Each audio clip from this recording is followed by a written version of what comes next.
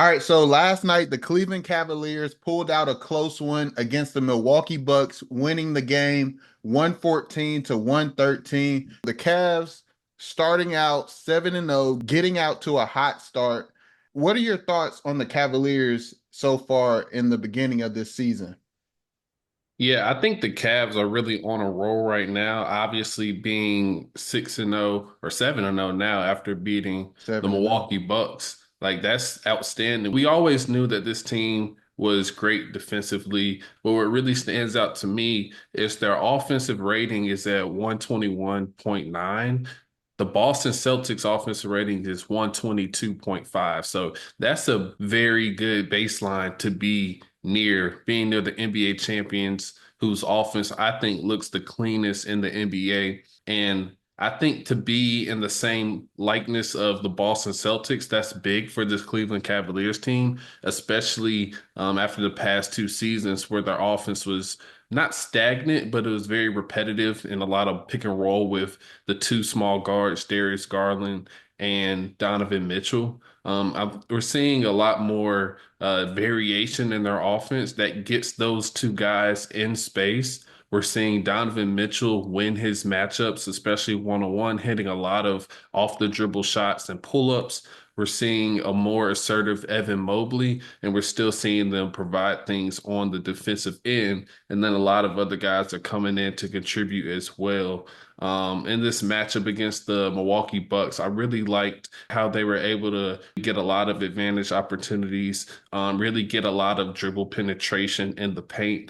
And I think they really took advantage of the Milwaukee Bucks perimeter defensive weakness and to use the speed of their two guards to get into the paint and either finish or get Evan Mobley easy plays inside the paint. And I think that's really what was missing from this team last year. Like I said, defensively, they had what they needed, but offensively, it just became very repetitive and one dimensional. And against the likeness of a team like the Boston Celtics, who they did end up running into last season, I think you need to kind of attack them in more than just one way, especially with two undersized guards.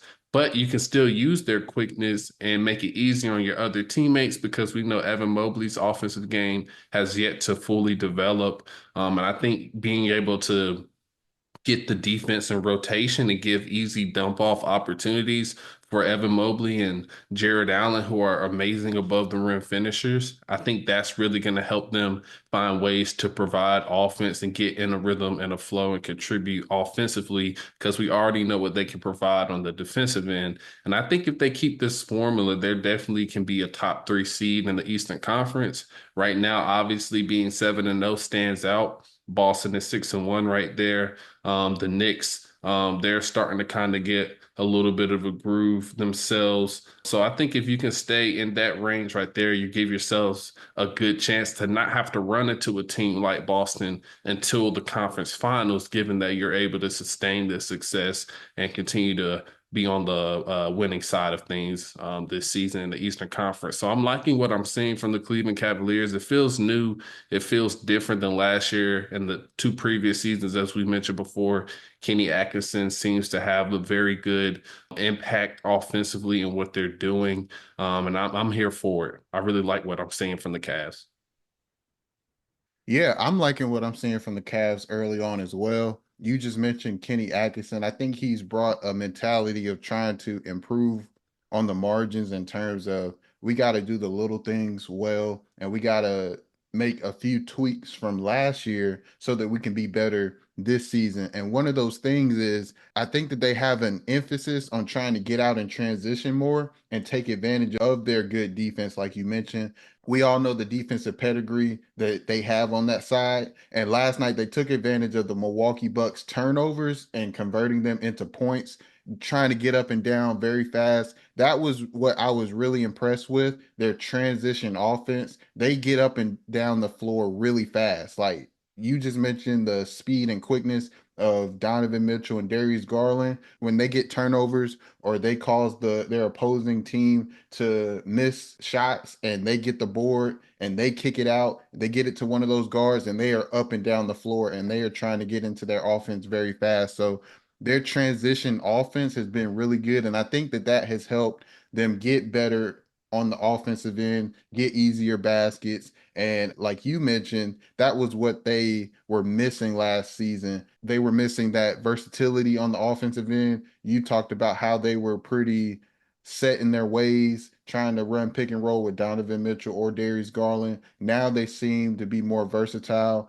Also, getting Evan Mobley involved a little more, getting him more aggressive. Darius Garland had one of his best games of his professional career against the New York Knicks. So, those are some things that are really impressive and really encouraging for the Cavaliers going into the rest of this season.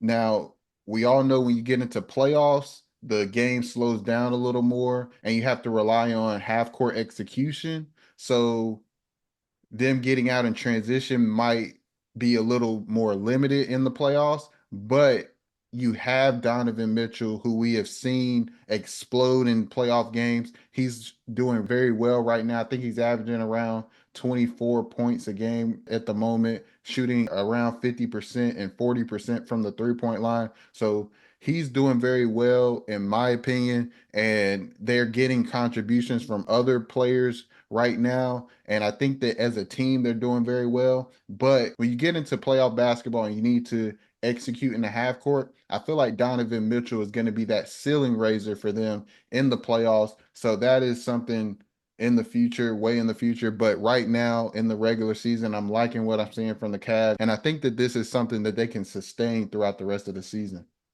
Yeah, I'm really liking some of the sets I'm seeing. I really just like that they're making it easier on those two guys, Donovan and Darius, to where they don't have to exert a lot of energy trying to create off the bounce a lot.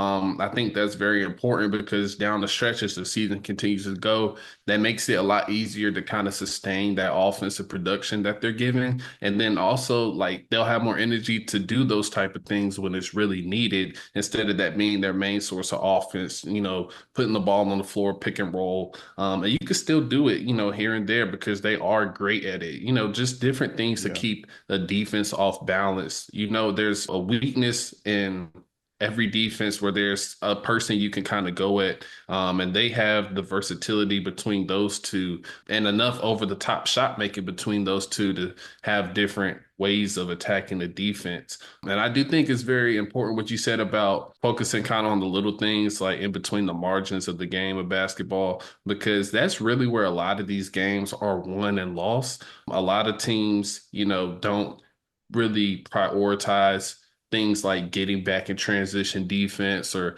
crashing the offensive glass, boxing out effectively, making sure you're playing great defense without fouling. A lot of these things can sway a game in one way or another. And I think when you focus on those things and emphasize it to an already talented roster, I think that's where you really see the championship teams really dominate in different ways of the game, where that might be the reason they're able to go on a 10-0 run, or that's the reason why they might be able to be a top five defense or offense because those little things they really take pride in and focus on.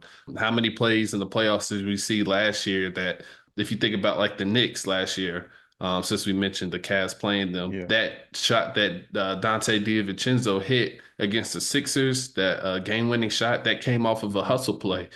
People Yeah. crashing the offensive glass and things of that nature. So if the Cavs can continue to adapt this offensive philosophy, focus on going out in transition and just adapt those between the margins type character traits to the talent they already have on both sides of the ball. I don't think there's a reason why they couldn't sustain this type of success.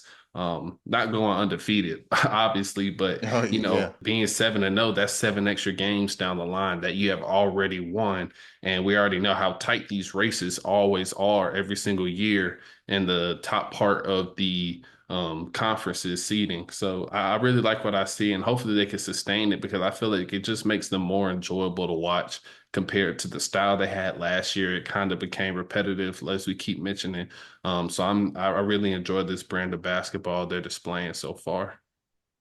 Yeah, and it's really early in the season. They got off to a great start, 7-0. You can't be mad at that. I think Yeah. that this team has the potential to win a lot of games in the regular season. The only thing is, what are you going to do when you get to the playoffs? But like I said, it's early in the season. the playoffs are way, way in the future right now. So they got to focus on these games in the regular season. And they've been doing a really good job this early in the season. So hopefully they can keep it up.